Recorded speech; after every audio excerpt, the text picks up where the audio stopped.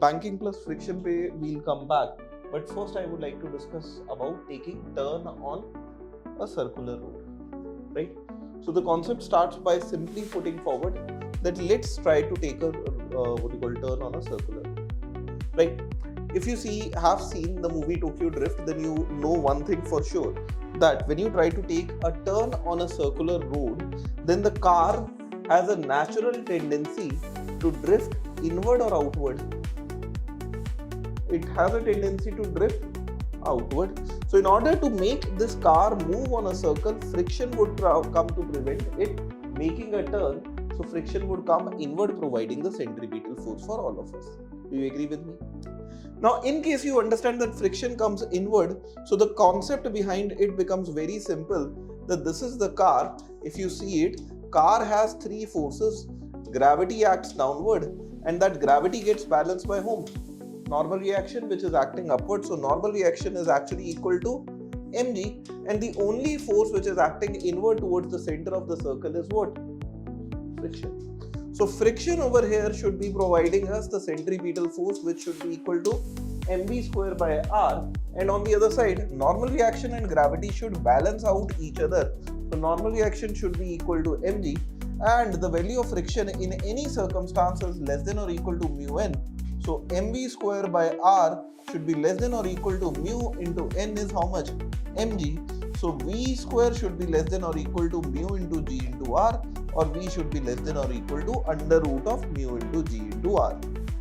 Are you all getting my point?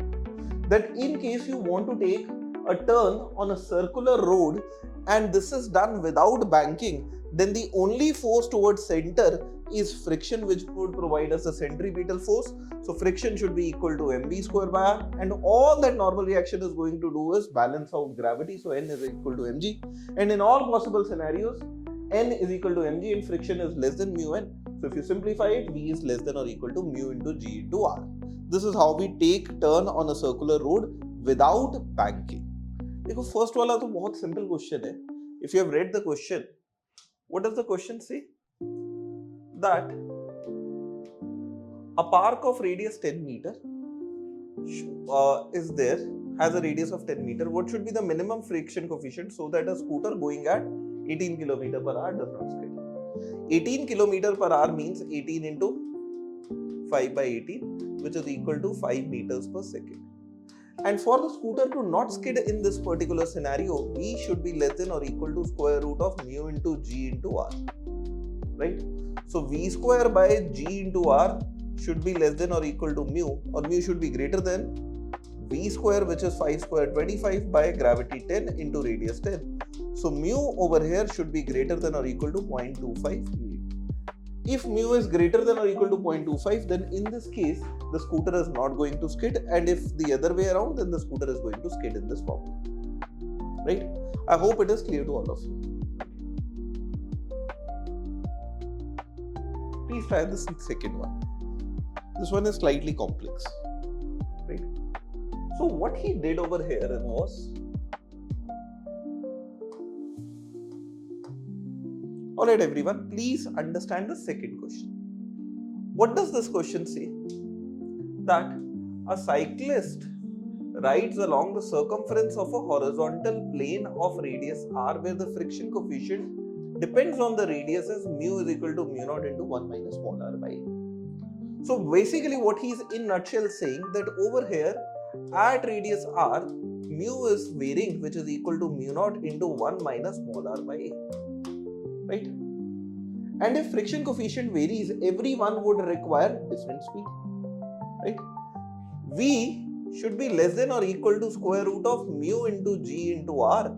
So V should be less than or equal to square root of mu naught into 1 minus small r by a into g into r. So V for this part should be less than or equal to mu naught into g into r minus r square by a. This is the speed. Right? And clearly we can see one thing, that this maximum speed over here actually depends on radius. Right? Now, if this maximum speed actually genuinely depends on radius, then for different radiuses, the speed would be different. And you want the overall maximum velocity in this case. Now for this I have to apply the concept of maxima and minima. And in order to do that, you understand one thing, that speed would only be maximum when this inner thing, let's call it as y, is what? Maximum. Because when you take the square root and the square thing inside the square root is maximum, then only the square root becomes maximum. So you have to basically identify something called y naught, which is mu naught into g into r minus r square by a, and you have to make this as maxima. And the way to go about is to differentiate and equate it equal to how much?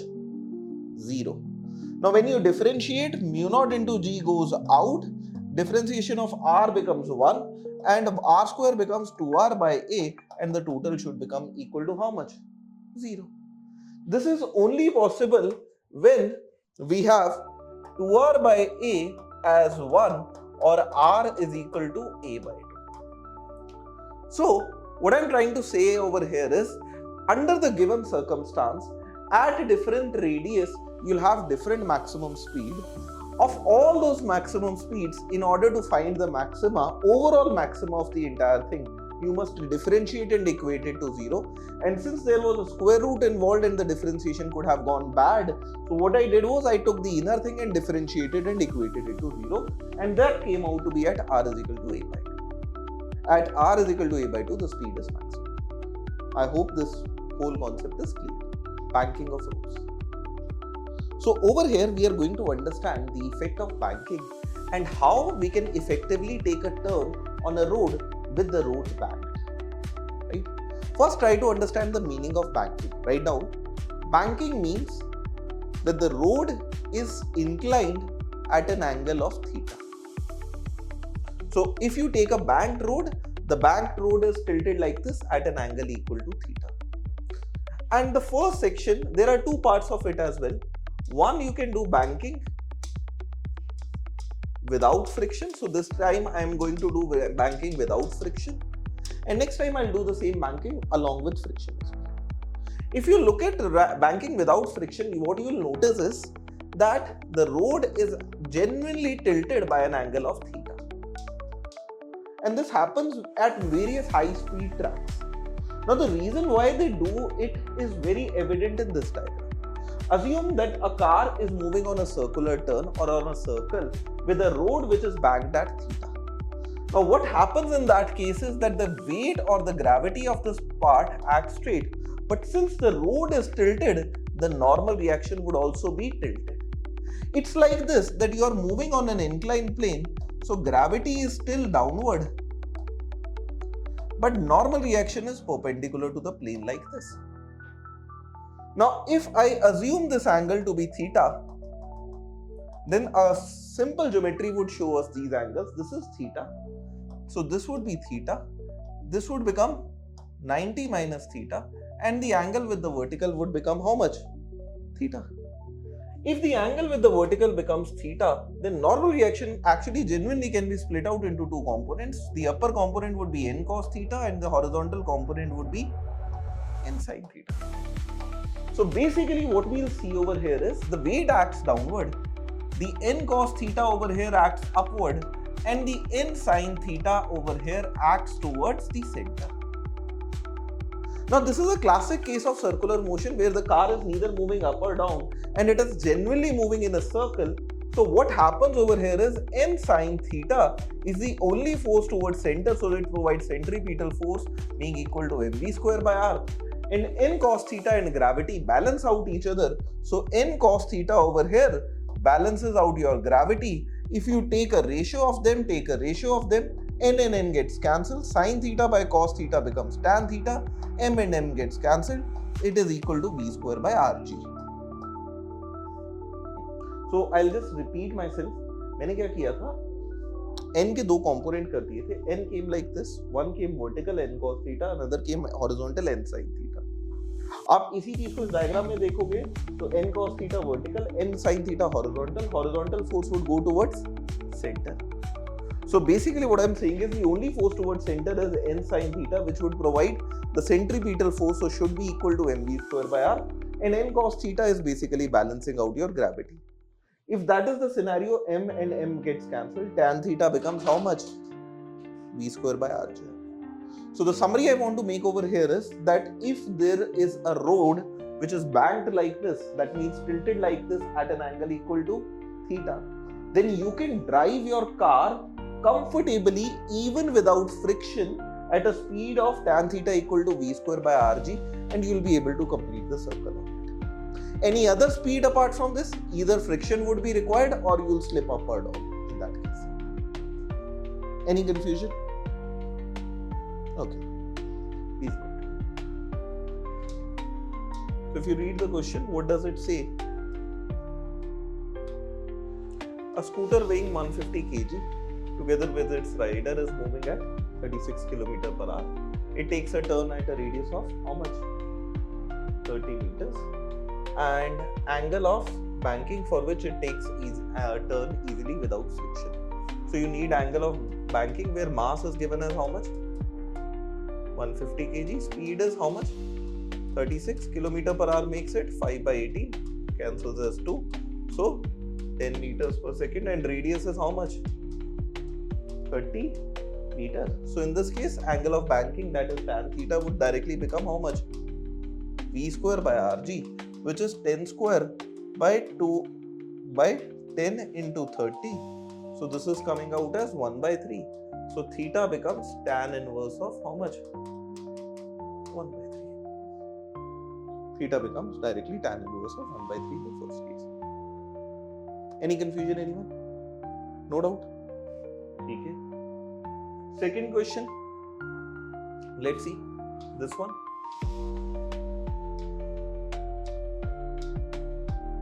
What does it say in this question? It says that a park of radius 10 meter is there and a vehicle goes at an average speed of 18 km per hour. What should be the proper angle of banking? When he says proper angle of banking, what he means is take the angle of banking but do it without friction. In order to do it without friction, what we have is radius equal to 10, speed equal to 18 km per hour. So 18 km per hour means 18 into 5 by 18, which is 5 meters per second. And for this configuration, tan theta becomes how much? V square by rg, which is 25 by radius is 10, gravity is also 10. So 1 by 4, and theta over here becomes tan inverse of 1 by 4. So this happens when theta is tan inverse of 1 by 4. Any confusion in this one? Okay. If you read the third one, what does it say? That a circular road of radius 50 meters has angle of banking equal to 30 degrees. With what speed should a vehicle go so that no friction is used? So what does he want? That this is banking without friction. If it is banking without friction, then tan theta would be simply equal to how much? V square by rg, or tan of 30 should be equal to V square by radius is 50, gravity is 10. So V square is 500 by root 3, or V is square root of 500 by in the next heading of banking plus friction. Okay. So today's class I'll split into two parts. Okay. One part is till 6:45 and then 6:45 to 7. Till 6:45 I'll take the regular class. 6:45 to 7 I'll derive banking plus friction. So those who want to understand it can stay back. Those who want to just use it can cram up the formula. Okay. Yeah. So if you add banking as well as friction to both of them, then one side normal reaction tries to make you move on a circle, but another side who complements you? Friction. And basically when both of them complement you in this particular regard, then you don't get a single speed, rather than you will get a range of speed. तो आपके पास एक सिर्फ एक speed नहीं आती, आपके पास एक range आ जाती है स्पीड की, जिसमें the speed can be anywhere between this value, which is rg times sin theta plus mu cos theta upon cos theta minus mu sine theta, and on the other side it should be greater than or equal to Rg times sine theta minus mu cos theta upon cos theta plus mu sin theta. ये आ जाती है range of speed in case you want it for banking plus friction. ठीक है? I'm not deriving it right away. I'll leave last 15 minutes for this particular part. Okay? तो जिसको जिसको सुनना हो वो रुक जाइएगा, जिसको जिसको नहीं सुनना हो वो चले जाइएगा, कोई दिक्कत वाली बात नहीं है. ठीक बात है. So this comes out to be your range. Any confusion in this range? Okay. Put down the values, you will get the range.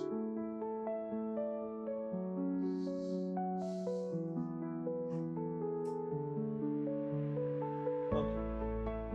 So basic question is that a road of radius 20 meter is banked for a vehicle of 36 km per hour. So if it is banked, while they are banking, they don't think that they would need friction, but friction is an add-on advantage. So when radius is 20 and it is banked for 36 km per hour or 36 into 5 by 18, which is 10 meters per second, then for this tan theta, which is angle of banking, can be written as V square by Rg, or 100 by R into G is 20 into 10 or 200. So this is happening for tan theta equal to half. Alright. Now if along with tan theta we have mu which is equal to 0.4, then he wants to understand Vmax and V. Now understand my point. Vmax I wrote as square root of Rg times sine theta plus mu cos theta upon cos theta minus mu sin theta, right? This I wrote. Now what I'll do is I'll divide both numerator and denominator with cos theta. Why I am doing it? Because I'll get the same thing as sine by cos would become tan theta plus cos by cos would become mu. Cos by cos in the denominator would become 1 and sine by cos would become tan. So the same expression can be written as square root of Rg into tan theta plus mu upon 1 minus mu tan theta. So this becomes square root of R into G is 20 into 10, so 200 into tan theta is 0.5 plus mu is 0.4 upon 1 minus 0.5 into 0.4.